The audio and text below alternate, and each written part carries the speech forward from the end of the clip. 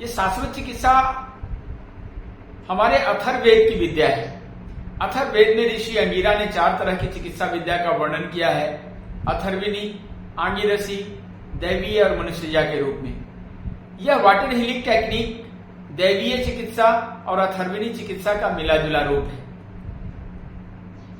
अभी पीछे हमारे देश में नहीं पूरे विश्व में जो पैंडेमिक हुआ, कोरोना काल बीता, ये हमें जागरूक करने के लिए आया था, जागरूक करके गया है कि हम सिर्फ केमिकली दवाइयों के लिए हम अगर ये रहेंगे तो हमारी जिंदगी सफलतापूर्वक नहीं चल सकती। हमें वैसी तकनीक जो हमारे वेदों की तकनीक है, जो हमारे सनातन की तकनीक है चिकित्सा की, हमें उसके ऊपर ध्यान देना पड़ेगा। आज बहुत सारी चिकित्सा विद्या हमारे देश में प्रचलित है, रेकी से लेकर के बहुत सारे चिकित्सा पद्धतियां हैं जो हमारे प्राकृतिक चिकित्सा पद्धति के अंतर्गत है। आजकल तो आयुष मंत्रालय बहुत सारी चीजों को सर्टिफाइड कर रहा है, लेकिन फिर भी जितने हमारे वेदों में चिकित्सा का ज्ञान है, आवाज नहीं आ रही।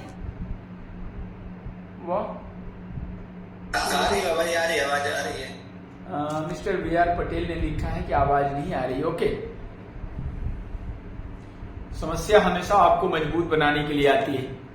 जब भी सामने समस्या आ जाए तो निराश होने की जरूरत नहीं है। आप सोचें कि आपकी जिंदगी में कुछ बड़ा होने वाला है, इसलिए समस्या आई है। इसलिए हमारे गुरुजी कहते हैं कि समस्या को समस्या समझना दुनिया की सबसे बड़ी समस्या है। तो आइए हम आगे की बातें करें। तो हमारे ऐसे बहुत सारी चिकित्सा विद्या हमारे भारत में प्रचलित था, आज भी प्रचलित है, जो आश्रमों में जीवित है। आश्रमों में जीने वाली ऐसी विद्या जब समाज में आने लगता है तब समाज का कल्याण होता है। हमारे सनातन में जल के ऊपर हमारे वेदों में बहुत कुछ लिखा गया है, बहुत कुछ बताया गया है। हमारे ऋषि मनीषियों ने जितना रिसर्च किया, जितनी सारी चीजें दी, दुनिया का कोई ऐसा सब्जेक्ट नहीं है, ऐसा टॉपिक नहीं है जिसके ऊपर हमारे वेदों में वर्णन नहीं है और विस्तार से वर्णन नहीं है, बहुत ही बारीकी से वर्णन है। जल चिकित्सा के ऊपर भी बहुत कुछ बोला गया है हमारे अथर्ववेद में, यजुर्वेद में, सारे वेदों में बोला गया है। जल को हमारे लिए जीवन बताया गया है, जल ही जीवन है।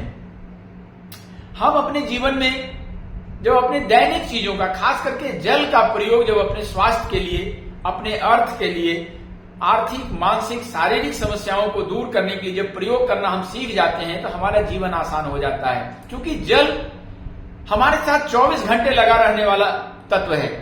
हमारे शरीर में 3 हिस्सा जल है। जल से हमारी बहुत ही गहरी नजदीकी है। आधुनिक विज्ञान ने भी इसको साबित किया है कि जल में सबसे ज्यादा मेमोरी होती है। इस मेमोरी का प्रयोग हम अपने हेल्थ के लिए कैसे करें? आपने कभी सोचा है कि जल हमारे जीवन में कितना महत्वपूर्ण है कि जन्म लेने से लेकर के मृत्यु पर्यंत हमें जल की आवश्यकता होती है। कोई पूजन करना हो या श्राद्ध करना हो, हर जगह जल की आवश्यकता होती है।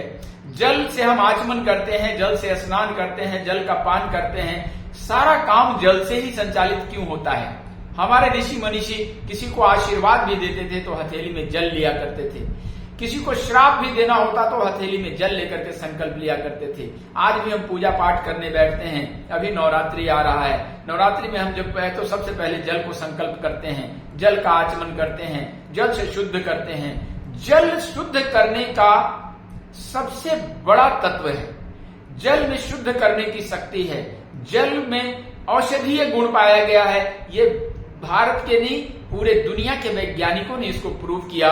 इसमें औषधीय तत्व है। हमारे पाचन क्रिया के लिए, हमारे स्किन के लिए, हमारे बालों के लिए, हमारे लीवर के लिए, हमारे सारे अंगों के लिए जल की महत्वपूर्ण आवश्यकता मानी गई है। आधुनिक विज्ञान कैलिफोर्निया से लेके, अमेरिका से लेके, चाइना से लेकर के सभी जगह के वैज्ञानिकों ने इसको प्रूव किया। इस बात को हजारों लाखों साल पहले हमारे ऋषि मनुष्यों ने प्रूव किया। हमें सिर्फ जागरूक होने की आवश्यकता है कि जल का प्रयोग हम कैसे करें। आप जानते हैं कि मंत्रों के द्वारा हमारे यहाँ चिकित्सा का विधान रहा है। हाल फिलहाल तक आजकल भी ऐसे गांवों में लोग मिल जाएंगे जो मंत्रों से चिकित्सा करते हैं। हम अपनी अच्छी चीजों को अंधविश्वास कह करके मार डालने पे तुले हैं। हमारी ही चीजों को दुनिया जब लेती है, उसको नए फ्लेवर में जब हमें परोसती है, तो हम उसे सहज स्वीकार करते हैं। आज यहाँ से रेकी, एक्यूप्रेशर, पता नहीं कितनी हमारे साधना को वो मेडिटेशन बना के हमें देते हैं। हमें ऐसी चीजों के लिए सिर्फ जागरूक होने की जरूरत है, उसके ऊपर थोड़े से प्रयास करने की जरूरत है। हमारे मंत्रों में शक्ति है। जिस तरह से ओम का उच्चारण करते हैं, राम का उच्चारण करते हैं, भूर्भुवः स्वः तत्सवितुर्वरेण्यम का उच्चारण करते हैं, और हमने सनातन में हमारे आज भी आधुनिक लोगों ने भी पाया है कि मंत्रों में शक्ति है। आज अमेरिका जैसा विकसित देश ओम का उच्चारण, ओम की ध्वनि अपने रोगियों को सुना करके स्वास्थ्य का लाभ दे रहा है। हम अपनी चीजों को क्यों नहीं हम जागरूकता से अपनाते हैं? जब हम अपनी चीजों को जागरूकता से अपनाने लगेंगे, जब भारत में हम भारतीय विद्या का सम्मान करने लगेंगे, हम दुनिया का कोई भी पैथी करें, आप चिकित्सा करते हैं, जितने भी चिकित्सक हमारे इसमें आए हुए हैं, आप चिकित्सा करते हैं किसी भी पैथी से करें, लेकिन अगर आपका रोगी, आपका जो पेशेंट आपके यहाँ आया है, थोड़ी सी जल अभिमंत्रित करके अगर उसको दे दें, तो उसका इम्यून सिस्टम बूस्ट होने लगेगा। क्योंकि जल में सबसे ज्यादा मेमोरी है। जल को अगर हम तांबे में रखते हैं तो तांबे की मेमोरी ले लेता है, अपने अंदर कॉपर ले लेता है। अगर हम चांदी में रखते हैं तो चांदी की मेमोरी ले लेता है। अगर हम मिट्टी में रखते हैं, मटके में रखते हैं, तो मटके की मेमोरी, मिट्टी का मेमोरी ले लेता है, सारे धातुओं की मेमोरी ले लेता है, और हमारे शरीर को लाभप्रद होता है। ये विज्ञान भी मानता है। आज हम आसानी से कैसे जल तत्व को हम अभिमंत्रित करके, उसको पोटेंटाइज करके, उसके पोटेंशियल को बढ़ा करके हम अपने शरीर के लिए यूज कर सकते हैं। हम वाटर हीलिंग टेक्निक में यही सीखते हैं और यही सिखाने का प्रयास हम लोग कर रहे हैं। मैं अखिल भारतवर्षीय धर्म संघ से हूं, करपात्री फाउंडेशन से, और हमारे गुरुजनों के सानिध्य में ऐसे वेदोक्त विद्या के ऊपर बहुत सारे रिसर्चेज होते हैं, और उस रिसर्च को हम लोगों के माध्यम से आप तक पहुंचाने का कार्य चल रहा है। हम लोगों का प्रयास है कि अधिकतम आपके पास तक ऐसे ज्ञान पहुंचे, इसको आप प्रयोग करें। सबसे पहले अपने ऊपर प्रयोग करें। कोई आपका रोगी दूर बैठा है, जब आप डिस्टेंस हीलिंग करते हैं, जब रेकी के द्वारा आपकी ऊर्जा को कहीं भेजा जा सकता है, तो वाटर हीलिंग टेक्निक के द्वारा भी ऊर्जा भेजा जा सकता है। इस संसार में जो भी दिख रहा है, इस संसार में जो भी दिखता है, all are energy, all are energy. विज्ञान ने, आधुनिक विज्ञान ने जब सर्च किया, इस शरीर को तोड़ा, इस शरीर को तोड़ा तो बोला इसमें सेल्स हैं, सेल्स को तोड़ा, बोला मॉलिक्यूल्स हैं, मॉलिक्यूल्स को तोड़ा तो बोला एटम है, एटम को तोड़ा, बोला एनर्जी है, और उसने एक परिभाषा दिया कि एनर्जी को ना काटा जा सकता है, ना नष्ट किया जा सकता है, ना ये सिर्फ रूप बदलता है। हमारे वेदों में हजारों लाखों साल पहले हमारे मनीषियों ने, हमारे भगवान ने कहा है, नैनम छिन्दन्ते शस्त्राणि नैनम दहति पाप का। आप जानते हैं कि आज के जमाने में लॉ ऑफ अट्रैक्शन के ऊपर काम हो रहा है, एनएलपी के ऊपर काम हो रहा है। ये सारे हमारे वेदों से निकले हुए ज्ञान हैं। आज हम अपने विचारों को, जब अपने विचारों में हम अगर स्पिरिचुअल सोच को लाते हैं, तो हमारे अंदर वैसी ही अनुभूतियां होने लगती है। अगर हमारे अंदर कामुक विचार आते हैं, तो हमारे अंदर काम वासना भरने लगती है। यानी हम जो सोचते हैं, जो हम अफर्मेशन करते हैं, जो विजुअलाइज करते हैं, वो हमारे साथ होने लगता है। हम जब भी अच्छे विचार अपने मन में लाने लगते हैं, हमारे साथ अच्छे होने लगते हैं। हम जब खुश होते हैं, हमारे अंदर डोपामाइन रिलीज होता है। हम जब स्ट्रेस में आते हैं, हमारे अंदर कार्टिसोल रिलीज होता है। हमारा ये इतना उन्नत वैज्ञानिक शरीर, आज विज्ञान इसके पास तक भी नहीं पहुंच पाया है। हमारे शरीर को, इसको पूरा तोड़ फोड़ डाला, स्किन को तोड़ा तो 7 लेयर निकाला, डर्मिस, एपिडर्मिस, उसके अंदर गया तो मांस निकला, मांस के अंदर गया तो वसा निकला, फैट निकला, हड्डियां निकली, सब कुछ निकला। हड्डियों को भी तोड़ा तो कैल्शियम निकाल लिया, फास्फोरस निकाल लिया, उसके अंदर भी गया तो बोन मैरो तक पहुंच गया। लेकिन फिर भी वो नहीं पहुंच पाया कि इसका ड्राइवर कौन है। हमारा सनातन कहता है कि ये शरीर 5 तत्वों का बना हुआ है, क्षिति जल पावक गगन समीरा। ये 5 तत्व का डिवाइस है, जो 3 दोषों से संचालित होता है, जिसको हम वात पित्त कफ कहते हैं। इसमें एक ड्राइवर के रूप में बैठा हुआ है, जिसको हम इम्यून सिस्टम कहते हैं। Immune system is our doctor. लेकिन उस ड्राइवर के ऊपर भी एक मालिक बैठा हुआ है, जिसको कहते हैं नैनम छिन्दन्ति शस्त्राणि नैनम दहति पाप का। वो आत्मा, विज्ञान अभी तक वहां तक पहुंचने की उसका सामर्थ्य नहीं है कि अभी वहां तक पहुंच जाए। रिसर्चेज चालू हैं। आज जो भी हो रहा है, आज संसार में जो भी नई चीजें आ रही है, जो भी विज्ञान कर रहा है, ऑल आर रिसर्चेज। ये क्या कर रहे हैं? रिसर्च कर रहे हैं, रिसर्च कर रहे हैं। तो अगर रिसर्च होने का मतलब है कि किसी ने सर्च किया होगा, हमारे ऋषि मनुष्यों ने सर्च करके हमें सबसे पहले वरदान दिया है। हम भारत के वंशज हैं, विश्व गुरु के वंशज हैं, हमारे कण कण में ज्ञान है। हम उस ज्ञान के लिए जागरूक होने की जरूरत है, हमें सिर्फ जागने की जरूरत है। जिस दिन हम जाग गए, हमारा सनातन जाग गया, हमारे युवाओं के अंदर आज मैकॉले को पढ़ा पढ़ा के अपने युवाओं को बिल्कुल से ऐसी प्रवृत्ति भर दिए हैं, बचपन से उसको एकेडमी में पढ़ेगा, हमारा बच्चा एकेडमी में पढ़ रहा है। हमने अपनी शान बना लिया एकेडमी को, हमने अपनी शान बना लिया कि उस एजुकेशन वही एजुकेशन पूर्ण है। नहीं, उसके आगे भी संसार है। वो सिर्फ शिक्षा दे सकता है। मैकॉले की पढ़ाई सिर्फ शिक्षा दे सकता है। शिक्षा और ज्ञान में अंतर होता है। ज्ञान अपने अंदर स्वतः स्फूर्त प्रकट होने की चीज है। आपके अंदर जिस समय कालिदास के अंदर ज्ञान प्रकट नहीं हुआ था, जिस डाल पे बैठा था उसको काट रहा था, लेकिन जैसे ही ज्ञान का प्रकटीकरण हुआ, जैसे ही ज्ञान उसके अंदर प्रविष्ट हुआ, सरस्वती प्रकट हुई, तो अभिज्ञान शकुंतलम रच डाला, मेघदूतम रच डाला। ये हमारा भारत है। हम इसको मानते हैं कि हमारे अंदर ज्ञान का प्रवेश होता है। हम जब छोटे बच्चों को विद्यालय में, गुरुकुल में पढ़ाने के लिए नाम में एडमिशन कराने जाते थे, तो उसे चाक पकड़ाया जाता था, लिखाया जाता था। जब तक उसके अंदर ज्ञान का प्रवेश नहीं होता था, वो आड़ी तिरछी लकीरें ही सिर्फ बनाया करता था। जैसे ही ज्ञान का प्रवेश होता था, वो लिखना शुरू करता था, और उस पहले अक्षर का नाम था एकाएक। क्या? एकाएक, यानी सडन, अचानक। हमारे अंदर ज्ञान का प्रवेश होता था एकाएक। तो पहला अक्षर सीखते थे, पहला अंक सीखते थे, सिखाते थे बच्चों को। क्या? तो एकाएक। हिंदी में एकाएक बोलते हैं, जिसको वन बोलते हैं। एकाएक, एकाएक का मतलब होता है अचानक, सडन। अंदर विद्या का प्रवेश हो गया, और जैसे ही हमारा बालक एकाएक सीख जाता था, तो उसके बाद 2 लिखना, 3 लिखना, 5 लिखना उसके लिए आसान हो जाता था, और धीरे धीरे उसकी संख्या 100 तक पहुंच जाती थी। क्या ऐसा है? कितने लोग इस बात को मानते हैं कि हमारे बच्चों में जो विद्या का प्रवेश होता था, उस अक्षर को बोला गया एकाएक, उस अंक को बोला गया एकाएक। हमारे मनीषी जो भी बताया वो साइंटिफिक है। जो भी हम करते हैं जीवन में वो साइंटिफिक है। हमारा शरीर इतना वैज्ञानिक है कि ये जैसे 24 घंटे काम करते रहता है, ये अपने आप को रिपेयर भी करता है। आपको पता है कि रात के 9:30 बजे से रात के 2:30 बजे तक हमारा शरीर रिपेयर मोड में होता है। रिपेयर मोड, कितने लोग समझते हैं, इस बात को जानते हैं कि हमारा शरीर रिपेयर मोड में होता है। जैसे मेट्रो की गाड़ियां दिन भर चलती है और एक निश्चित निर्धारित समय पे अपने वर्कशॉप में चली जाती है, वहां उसका रिपेयर होता है, उसके नट बोल्ट चेक होते हैं, उसका इंजन की चेकिंग होती है, साफ सफाई होती है, और उसके बाद वो पुनः अपने शेड्यूल में चलने आता है। हमारा शरीर भी ऐसे ही काम करता है। रात के 9:30 बजे से 2:30 बजे तक हमारा शरीर रिपेयर मोड में होता है। इसके अंदर एक हार्मोन बनता है, दैट्स कॉल्ड मेलाटोनिन। ये मेलाटोनिन बनता है, क्या करता है? हमारे अंगों की नॉरिशिंग करता है, उसका रिपेयर करता है, उसको आराम देता है, उसको सहलाता है, दुलारता है, और उसके अंदर ताकत भर देता है। पुनः सुबह ब्रह्म मुहूर्त में हमारी गाड़ी चलने के लिए तैयार हो जाती है। हम ब्रह्म मुहूर्त में जागते हैं। हम ब्रह्म मुहूर्त का कंसेप्ट जीने वाले लोग हैं, सनातन के लोग हैं। लेकिन अगर कोई 7 बजे जागे, 8 बजे जागे, 9 बजे जागे, 3 बजे जागे, हमारा शरीर रिपेयर मोड में रहता है, रिपेयर हो चुका होता है, और हम पुनः काम करने में लग जाते हैं। हमारे जितने ऑर्गन्स हैं हमारे शरीर में 24 घंटे अनवरत काम करता है। हमारा शरीर इतना स्मार्ट डिवाइस है कि हमारा काम सिर्फ भोजन के द्वारा अंदर ठूंसना होता है।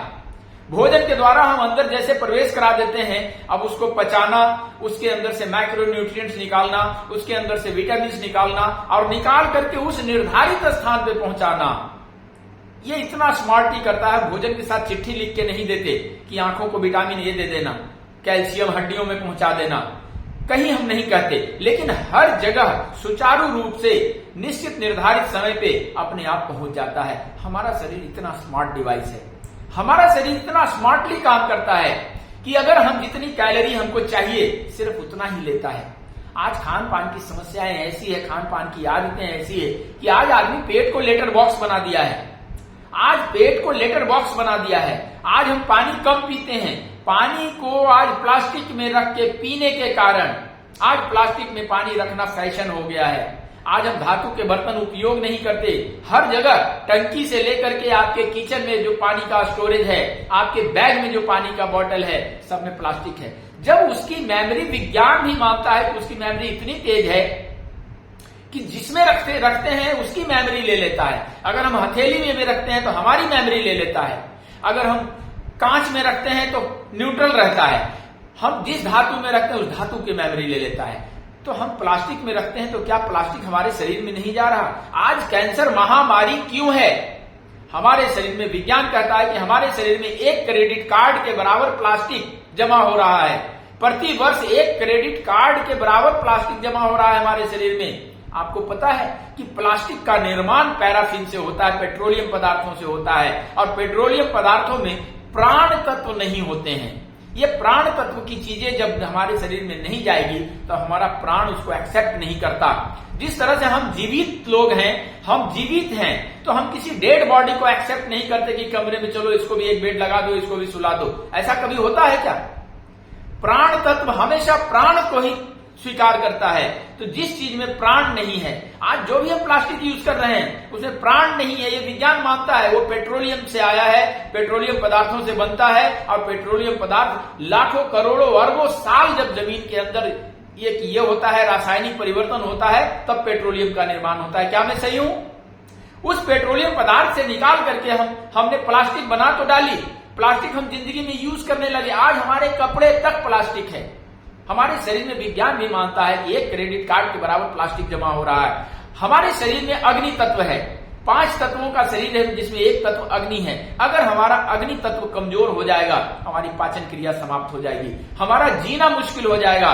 9 चूल्हे, जठराग्नि के रूप में 9 चूल्हे आपकी अग्नि तत्व को प्रबल रखने के लिए बना हुआ है। भगवान ने कितना स्मार्टली इसको बनाया है। हम एक भोजन, जो भी भोजन करते हैं, भोजन को 3 बार पकना पड़ता है, तब उससे रस रसायन निकलता है। ये 3 का कंसेप्ट है, वात पित्त कफ, ब्रह्मा विष्णु महेश, सोरा सिफिलिस साइकोसिस। ये 3 का कंसेप्ट है। हम पहला भोजन हमारा पकता है खेतों में।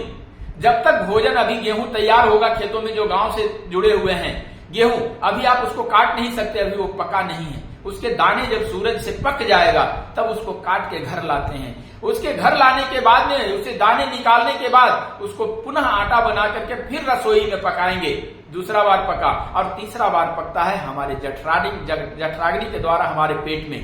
ये 3 बार पकने के बाद जब ये 3 संयोग से गुजरेगा, तब उसमें से माइक्रो न्यूट्रिएंट्स रिलीज होना शुरू होता है। उसके पहले वो निकल नहीं सकता। ये भगवान की रचना है। जब तक हमारे शरीर में तीनों दोष नहीं रहेंगे, जब तक इस संसार में तीनों गुण नहीं रहेंगे, तमस, रजस और तमो, तमोगुण, रजोगुण और सतोगुण, ये 3 गुणों से संसार चलता है और 3 दोषों से हमारा शरीर चलता है। देखिए भगवान की रचना, संसार गुणों से चल रहा है और हमारा शरीर दोषों से चल रहा है। हमारा शरीर नेगेटिव और पॉजिटिव दोनों साथ रखने वाला एक डिवाइस है। हमारे अंदर अर्धनारीश्वर का कंसेप्ट है, आधी नारी और आधा नर। आपने शिव जी का रूप देखा होगा अर्धनारीश्वर का, एक माइनस और एक प्लस, दोनों साथ साथ एक साथ भगवान ने संयोजन किया है, एक साथ। हमारे अंदर इतनी ताकत, इतनी ऊर्जा, इतनी शक्ति दिया है कि ये आदमी चाहे तो पहाड़ों को भी तोड़ डालता है, जैसे दशरथ मांझी ने अकेले तोड़ डाला। ये चाहे तो कुछ भी कर सकता है। ऋषि अगस्त्य जैसे समुद्र को सुखा गए। हम कुछ भी करने के सक्षम हैं। मनुष्य भटका हुआ देवता है, इसके अंदर परमात्मा बनने की अपार संभावनाएं दे के भेजा है ईश्वर ने। हमें सिर्फ जागने की जरूरत है। हम अपने शक्तियों को जिस दिन पहचान जाएंगे, बजरंगबली जो कहते हैं रामदूत अतुलित बलधामा, वो अतुलित बलधाम के सागर, वो भी समुद्र को देख करके मूर्छित होने लगे, मायूस होने लगे। तो कोई जामवंत आया और जगाया कि कुछ याद करो अपना पवन सुत वो बालपन। तुमने तो बचपन में सूरज को फल समझ के खा लिया था, तुम्हारे अंदर इतनी शक्ति है। तो ये शक्ति आपके अंदर भी है। सिर्फ अपने चीजों को समझें, अपने सनातन के ज्ञान को समझने का प्रयास करें। अगर आप खुद नहीं कर पाते हैं, या तो आप अच्छे काम करें, खुद से रिसर्च करें, और नहीं तो जिन्होंने अनुभव पाया है, जिन्होंने रिसर्च किया है, उनके साथ दे दें। अगर अच्छी चीजों का साथ नहीं देंगे तो समाज में बुराइयां बढ़ेगी, वो आपको ही चीट करेगी, आपके बच्चों को, आपकी पीढ़ियों को काट काट के खाएगी अगर अच्छी चीजों का साथ नहीं देंगे। अगर अच्छी चीजों का साथ देते हैं तो निश्चित रूप से आपके जीवन में परिवर्तन आएगा, आपकी आने वाली संतति के जीवन में परिवर्तन आएगा। हम अपने वेदों के ज्ञान को क्यों जाने दें? दुनिया वेदों को ज्ञान को मानता है। जिसने अणु परमाणु के ऊपर जो काम किया इलेक्ट्रॉन प्रोटॉन के ऊपर, वो भी मानता है कि कनाद ऋषि का है, वेदों से लिया हूं। जिसने एटम बम बनाया उसने अपनी कलम से लिखना पड़ा उसको कि ये ज्ञान हमें यहां से मिला है। हम जिस गुरु के वंशज हैं, ज्ञान हमारे कण कण में है। हमें जागने की जरूरत है, हमें समझने की जरूरत है। हमें जो रिसर्च कर रहे हैं, आज आश्रमों में बहुत सारी विद्या है, कभी आप जाके देखें वहां। हम सिर्फ उस चकाचौंध वाले आश्रमों में जाते हैं जहां ये बड़े बड़े ढोल तमाशे हो रहे हैं, हम सिर्फ वहां जाते हैं। नहीं, बहुत सारे रिसर्चर, आज भी हिमालय में जोगियों की कमी नहीं है, आज भी हमारे साधकों की कमी नहीं है, भरमार है साधकों की। लेकिन वो समाज की स्थिति देख करके आज जिस भाव से उनको देखते हैं, उस भाव से वो कटे रहते हैं। जब कुछ हमारे जैसे लोग जो गुरु आज्ञा से समाज में आने का प्रयास भी करते हैं तो बहुत सारे क्रिटिसाइज सहने पड़ते हैं। लेकिन हम लोग वैसे डरने वाले लोग नहीं हैं, पानी के बुलबुले नहीं है कि कोई क्रिटिसाइज करेगा, तिरछी आंख से देखेगा और घबरा के फिर भाग जाएंगे आश्रम। पिछले 2 सालों से ऑनलाइन ऑफलाइन क्लासेस लेने का प्रयास कर रहा हूं। बहुत सारे लोगों ने सीखा, बहुत सारे लोग सफलतापूर्वक अपने यहाँ काम कर रहे हैं, रिजल्ट ले रहे हैं, उनके जो व्यूज आते हैं हमारे लिए गोल्ड मेडल है। मैंने इसको साइंटिफिक रूप से प्रूव किया है, इसके लिए मुझे डॉक्टरेट की उपाधि मिली, मेरी पुस्तक आई, मैं सारा काम 24 घंटे आपके लिए काम करता हूं। अब आपसे अपेक्षा है कि आए, इसको सीखें, इसको प्रूव करें, इसका प्रयोग करें, तब समाज का भला होगा। कितने लोग चाहते हैं कि वाटर हीलिंग टेक्निक सीखें? कितने लोगों को लगता है कि ऐसी विद्या सीखनी चाहिए?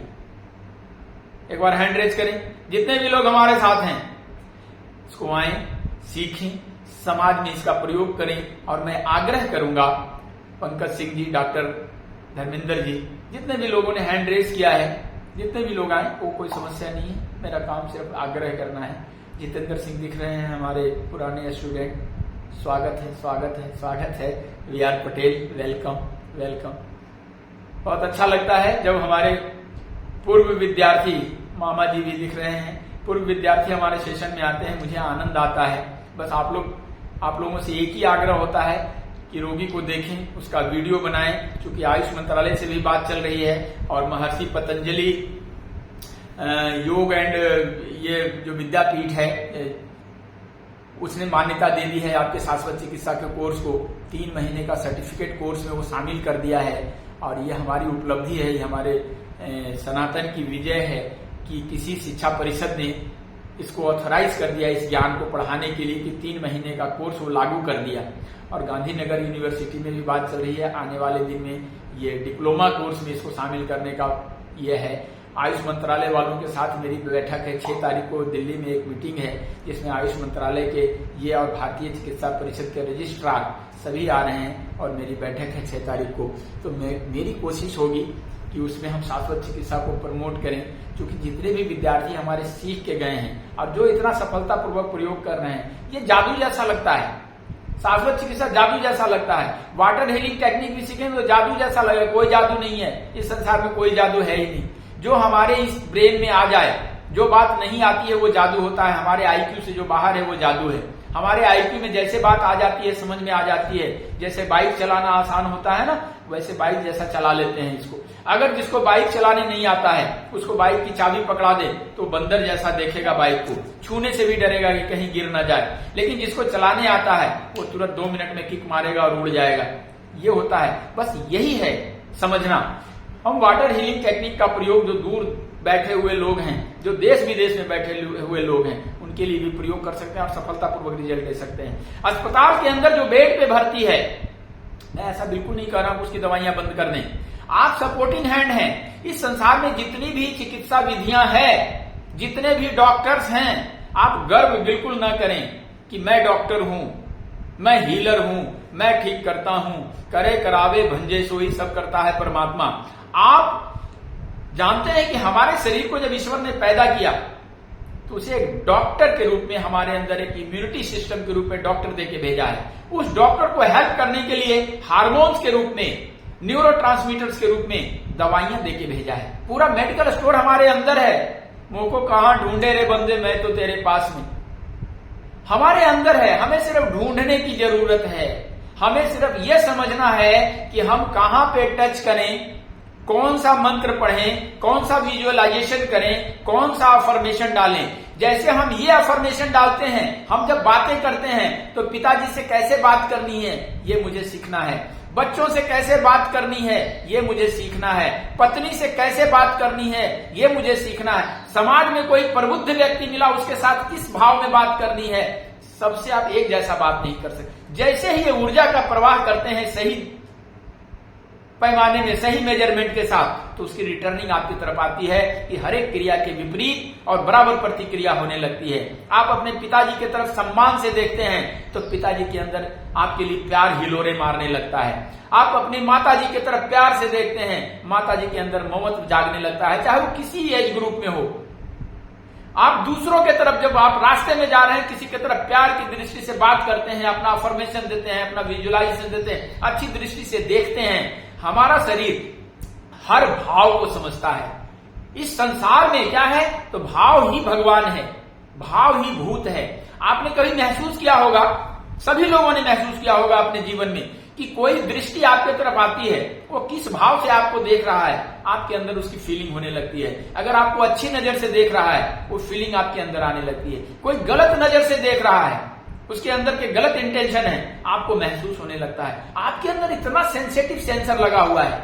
आपके अगर कोई ऐसे टच करता है तो किस भाव से, वो प्यार से टच किया है, घृणा से टच किया है, या जो भी भाव है, आपका सेंसर उसको एक्सेप्ट कर लेता है। कितना स्मार्ट मशीन है हमारा, इतना स्मार्ट मशीन है हमारा कि यह आंखों की जो ये है ना, जो कुछ टच नहीं कर रहा, सिर्फ आंखें हमारे तरफ आ रही है, देख रही, दृष्टि आई किसी की और मैं समझ गया कि बड़े प्यार से देख रहा है, बड़े भाव से देख रहा है, या बड़ी घृणा से देख रहा है।